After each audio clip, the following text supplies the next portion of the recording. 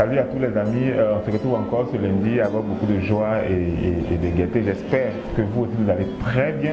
Alors aujourd'hui nous continuons notre sujet de la semaine dernière qui est la gestion du temps. Et pour moi je pense être très important dans l'optimisation de nos revenus et dans le rendement même de nos entreprises de temps. Parce que le temps, comme on le dit, c'est de l'argent.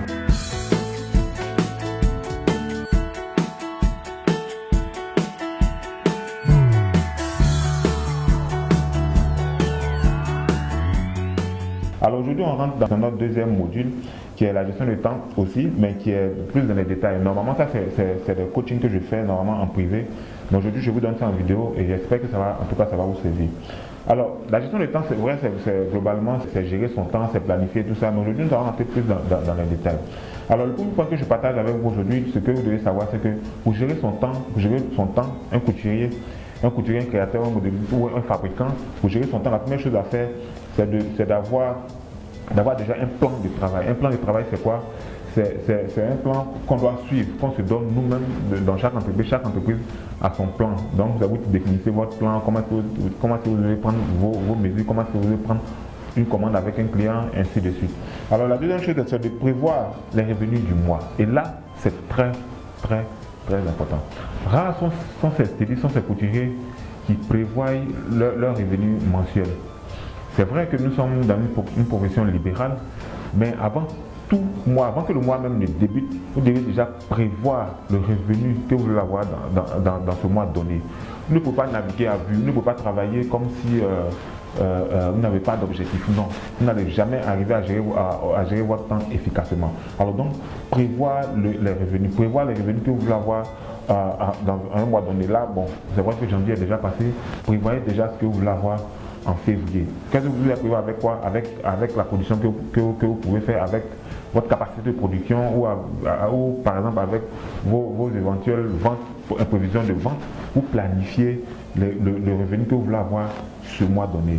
Alors après cette planification-là, vous calculez maintenant le temps d'exécution de vos produits. Et ça, c'est vrai que a priori c'est un peu compliqué parce que nous n'aimons pas chronométrer, nous n'aimons pas formaliser, mais comprenez une chose, si vous ne formalisez pas, si vous ne chronométrez pas le temps d'exécution de vos vêtements, ça sera difficile pour vous, 1, de tenir vos rendez-vous, 2, d'atteindre vos objectifs que vous aurez planifié le mois, et 3, d'être opérationnel, de pouvoir optimiser au maximum vos revenus. Donc vous devez connaître le temps d'exécution de chaque pièce. Chaque pièce, c'est très important. C'est des choses tout simples. Vous n'avez qu'à avoir un chrono, il y a des chronos sur tous nos smartphones et autres. Vous n'avez qu'à mettre un chrono pendant que votre ouvrier ou votre employé exécute une tâche. Vous le filmez simplement. Soit vous le filmez par tâche. Par exemple, le gars est monté une manche, vous filmez. Le gars est monté un col, vous filmez. Le gars est fait une coupe, vous filmez.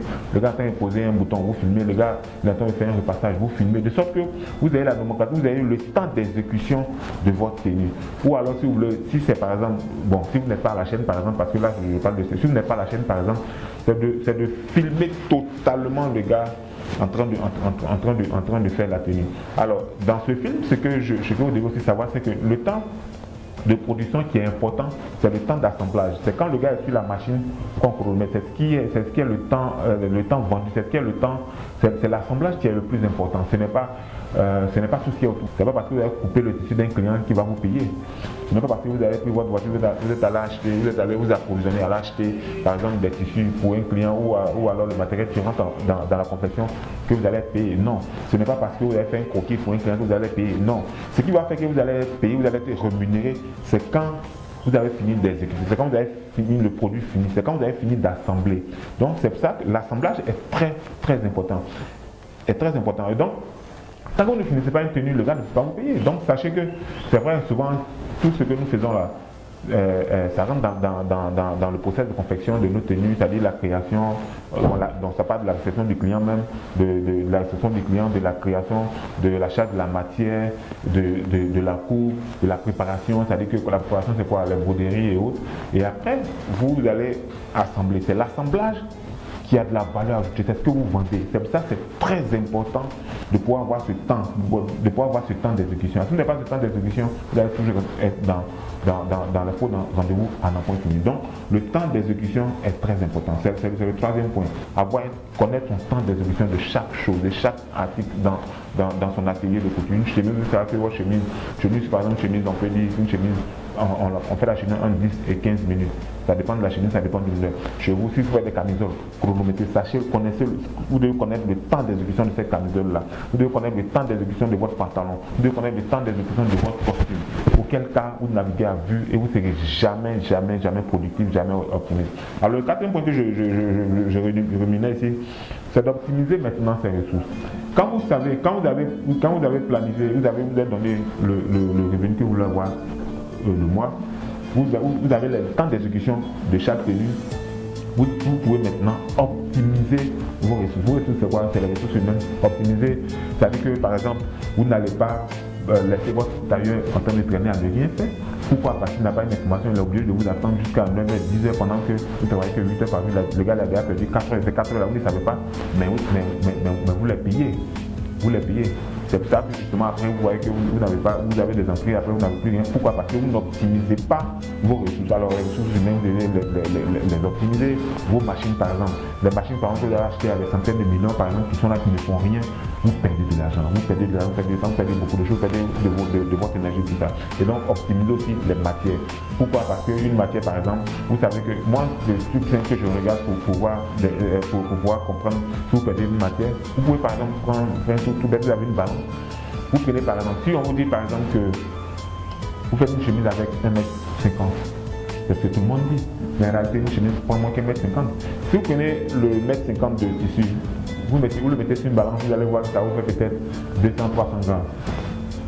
Non, pardon, pas 200 grammes, près de 400 grammes. Mais quand vous finissez la confection, vous voyez que la tenue ne pèse que 200 grammes.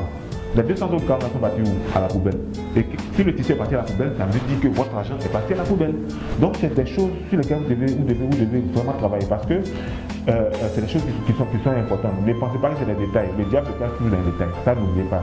Donc, tous ces détails-là, quand vous allez travailler sur ces petits leviers, vous allez voir qu'à un moment donné, vous allez vraiment être efficace dans la gestion de votre entreprise, de la gestion de vos ressources. Parce que vous payez des gens, par exemple, à ne rien faire. Pourquoi? Parce que les gens sont là, vous n'avez pas fait un plan de travail. Donc quand le gars arrive, il ne sait pas par quoi commencer, il ne sait pas par où il commence, il ne sait pas par où il finit. Quand le gars arrive, il ne sait pas à quel moment il aura la matière première, à quel moment il aura les intrants, on ne sait pas qui doit les donner, on ne sait pas comment il doit les mettre, et tout ça c'est une perte de temps énorme.